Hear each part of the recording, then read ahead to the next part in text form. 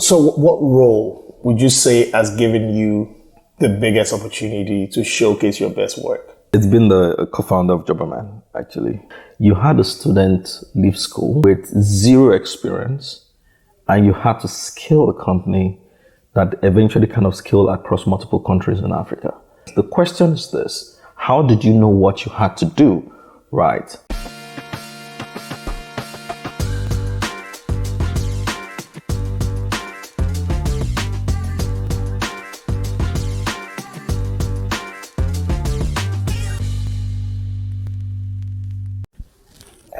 Welcome to another episode of the HIBI podcast, or as I like to call it, the Process podcast, where I talk to entrepreneurs and professionals to tease out some of the less exciting parts of their careers, but the most important parts in terms of like the people, the ideas, the resources that help them become successful in their fields of endeavor.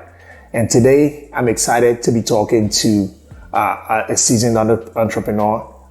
He co-built one of the largest job boards in the whole of sub-Saharan Africa called Jobberman. He's gone on to do many exciting things after that. Join me in welcoming my friend, Lekan Olude. Welcome to the show. Hey, bro.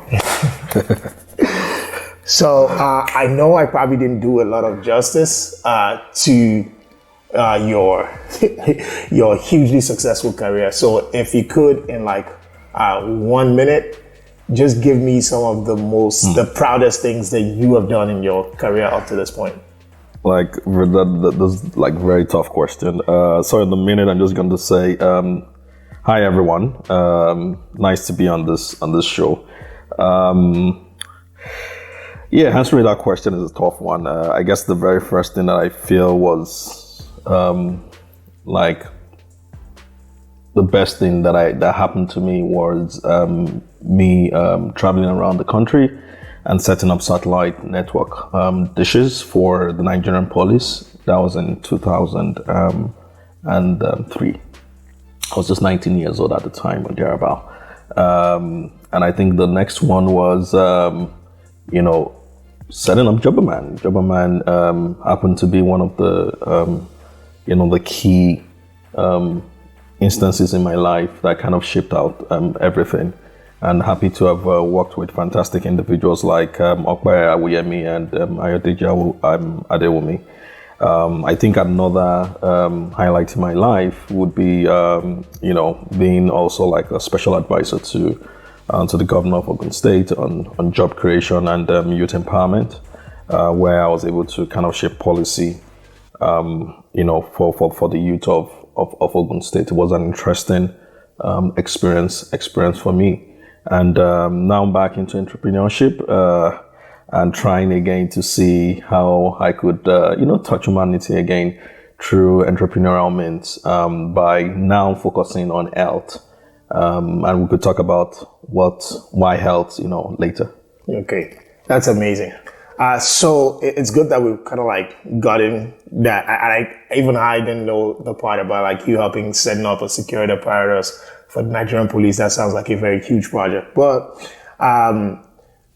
the way that we segment this is to kind of like break it down to a step-by-step process. So the very beginning of it is like, where did the idea come from for you to pursue entrepreneurship or to kind of like go on your entrepreneurial journey? How did that start for you? I think for me, it's somewhere between the mix of, frustration and, just trying to make, I wouldn't say ends meet, but trying to, make some sort of impact in my life. I had a stagnant, should I say, career. Sometime just out of school, couldn't pass JAMB. JAMB was jamming me every time. So I had to go, so I picked up a book. It was a CCNA book, knew nothing about networking, but just started reading it. And I kind of just loved it. And I got into an internship with a company called Telemobile in Apapa. It's a satellite network telecoms company. And according to my bosses, right, not my word, I was very exemplary. I did very well. And I remember, walking up to the end of engineering and saying, "Sir, I know you have like a company on the side. Can I use your company, and print my own business card and call myself the CEO?" And then he looked at me and I was like, yeah, sure, that's fine. And that's how I, printed my first, should I say complimentary card, Impute Systems, the CEO. And I got a couple of deals, on the back of that. So that was how my entrepreneurship life started. It's funny that you've kind of like answered what would have been the segue into the second question, which would then be like, what were the resources that kind of like set you up on your way? But I think it's this second side company. Exactly. That was the resource. But I don't know if there are any other resources that kind of like helped you get to that. I mean, we could look at inanimate resources, but I think people seem to be my biggest support, my biggest fulcrum, in my success in life. Well, if we assume I'm successful, I think the person by the name Gabriel Nkenwe, for example, was very, very instrumental. It was very, very open to me. So who is that, by the way, for context for those who don't know? So Gabriel Nkenwe was the head of engineering of that company called Telemobile then. Met him at work, but he just took a liking in me, and he would always tell me to ask him questions on engineering, like, give me books to read, things to do, and he really, really believed in me, right? And I think that was, for once, maybe outside my family, I saw that there was someone that really believed in me, that was something, right? I mean, considering Nigeria, where, come from a family that was below, average in terms of, wealth and the likes. But, I realized there was, this person that felt that maybe I had a future. And I've seen that happen again, just across my career, where people that are very, very significant, or very, where people become very instrumental to the next phase of my life. I think those, people seem to be the biggest contributor than even the, like other inanimate, channels, in my success. So who, aside the gentleman who you mentioned, who are the other people like that were like very instrumental to your success in your estimation? I mean, so we'll break it into phases, right? Yes. So the the telecom side of my life, the person that was like very, very instrumental was one, Gabriel Nkenwe, and then secondly, a lady I call Mrs. Alemo, my mom's friend. My mom is late, but so rest in peace. But she, felt that she could get me an internship because I couldn't even get into the uni. Right. But if you then take that and then, the next phase of my life, which is really that uni part where I met, Ope, and Deji, pretty much. Co-founders. Who are my co-founders in Jobberman, yes. I think there were some people that, were very, very instrumental to that success. I think one of them is Dakbalawal. Another person is Deji. Deji was instrumental on two fronts.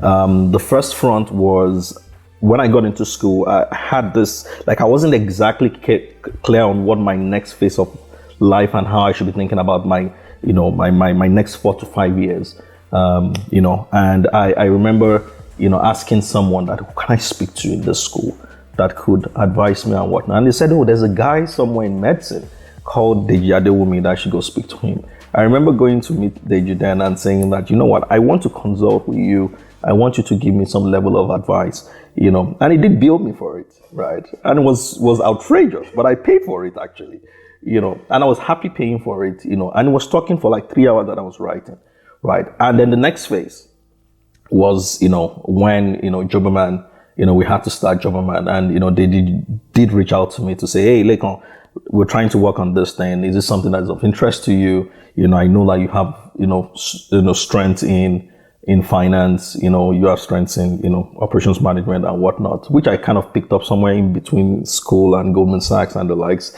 It's very hard to kind of talk about my career in 1 minute. So I guess we'll kind of pick on some of them as we go. Okay. So, the next question then is like, what is the biggest channel or outlet that gave you that expression for your passion for entrepreneurship? Or tools, if you like. Tools. I think it's the internet. In simple terms. Should I say the computer? Or technology? Right. I would say the computer and the internet. Okay. The computer, because the very first time I would come in contact with the computer was my aunt, right, in the UK, who sent some money to my elder brother, right, as some contribution to just couple a system in Otigba, in Computer Village. And that was how we were able to buy, like the cracked version of CCNA books and all those things, kind of download it and read up on that. That's one.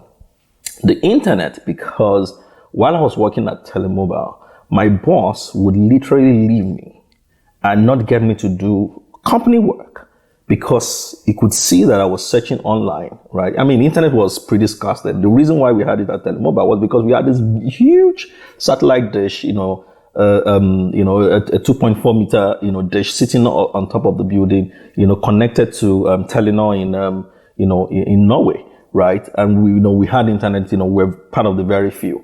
And I could search and I could just research on what satellite, what are the size, C-band, and just kind of just researching and learning a lot of things.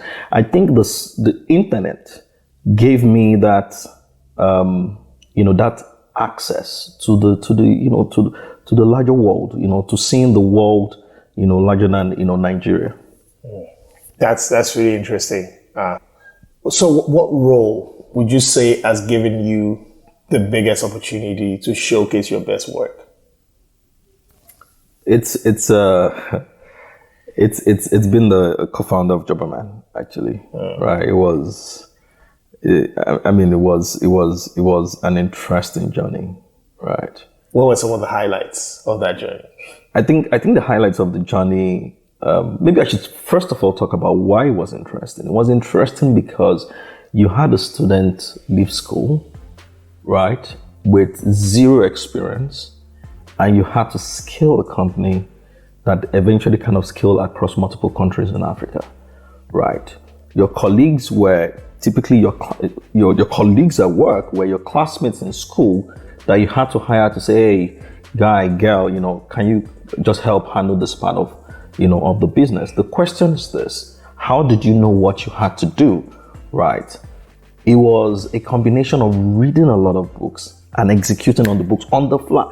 That was the most interesting part of the journey in Jobberman. And the highlights were really, first, kind of raising, the first fund where at the time, we were just very few, internet startups in the country. And I'm really excited as to what is happening in Nigeria at the moment. But at that time, you had just Jobberman, Iroko, Waka Now, just a very few, companies. At the time when you call companies and you say, hey, there's something on the internet that you can post your job for free, they feel it's scam, right? So you can imagine, those days. So the highlight was one, being able to raise, the first fund to scale the business. The second highlight was launching in other markets, Ghana. Third highlight was hitting 1 million users, eventually hitting 2 million users, hitting 10,000 employers. It was just fun. It was just fun with two other, co-travelers, partners for life. We sit in the same office. We were on on the floor, that could house 200 employees. Right, but we sat in the same office, and every day we just kept looking at the business, the journey again, and saying, what can we do differently? What should we do? What should we be doing? It was fun. It was fun. You sound very excited even talking about it now. It was fun. So, what is it about your personality, your character, your demeanor that you felt has suited you well in this journey so far? Interesting. I think I think the best set of people to ask would be my partners, right? But if I were to take a stab at what they would say I don't take bullshit. That's one. Forgive my French. Don't worry, you can say bullshit. It's fine. They would say I'm a numbers person, and I kind of like was a balance, in between, the both of them. That say I'm very big on, on time and execution, right? I'm very big on scale. So for me, there's always that sense of urgency in getting things, moving. I think those were the things that kind of helped drive, my contribution to, whatever startup I must have done or even Jobberman. I think also that, my exposure to finance, which I have not said a lot about, but, there was a time in school where, I just had that epiphany that in order to be rich, you have to be close to the money, right? And you need to understand how money works. Now, how do I understand how money works? I needed to, to work with the guys that understand how money works. So instead of going for my internship in computer engineering or whatnot, right, which I would have done with Goldman in London, I asked for that period, which was a period of 6 months, right? And I walked up to, I told a friend, right, I eventually walked up to an investment bank and told the investment bank that, see, I'm very good when it comes to networks, and IT. I would work for you for free, set up your data center for you. But in return, I want you to teach me investment banking, financial modeling, finance, and all this stuff. And I was lucky they accepted, right? And even offered to pay me, right? And that was how, I was pretty much like the guy helping them, like learning financial models, asking questions, helping them deposit money in the bank. Like I did like very rudimentary stuff, but these things were very, very, very, very, very, very instrumental to the person I became post university. Wow, that's interesting. So, given all of the things that you've been able to accomplish over your career, first of all, what is your? It's a two-part question. What are your goals for the next 5 years? And what is the plan that you have to achieve those goals? I don't have a 5-year plan. Okay. Right. I have a 10-year plan, which started 3 years ago. Okay. Right. And it's a plan to, it's a plan I'm not sure I can share, right? But I think the key thing there, is really to, kind of build pretty much like the last one. I believe that maybe in my lifetime, I'll probably just build 3 companies and that will be hit, right? And I think that, I have a last one, which is this, building a company called Royalt. And pretty much for me, I believe that I want to touch humanity on the health side. I'm a guy that is driven by things that have a social impact connotation, right? We've done jobs, right? I've literally been at the airport and, people asking, so, immigration or whoever, right? Asking, what do you do? And I'm like, oh, I work for a company. And they're like, which company? And I said, Jobberman. And literally their face lit up. Oh, I got my younger brother got his first job on Jobberman, or I got my first job on Jobberman, different, stories that touch you, right? And I feel that, when you take out jobs, health is also one thing that I believe is like very, very critical. And for me, I'm trying to also kind of demystify access to healthcare and demystify access to health insurance. And that's the journey I am on now. So help me God. Hey, this has been really mind-opening and mind-blowing. I've really enjoyed it. I'm sure everybody that's watching has probably gotten a lot of value out of it as well. So thank you so much for coming to the show, Lekan. Thank you so much, man. You'll come along for the ride next time. Yeah, sure. Thanks, everyone. Yeah. With that, we've come to the end of another episode of How I Built It podcast. Follow me on All socials is Joanne_IO.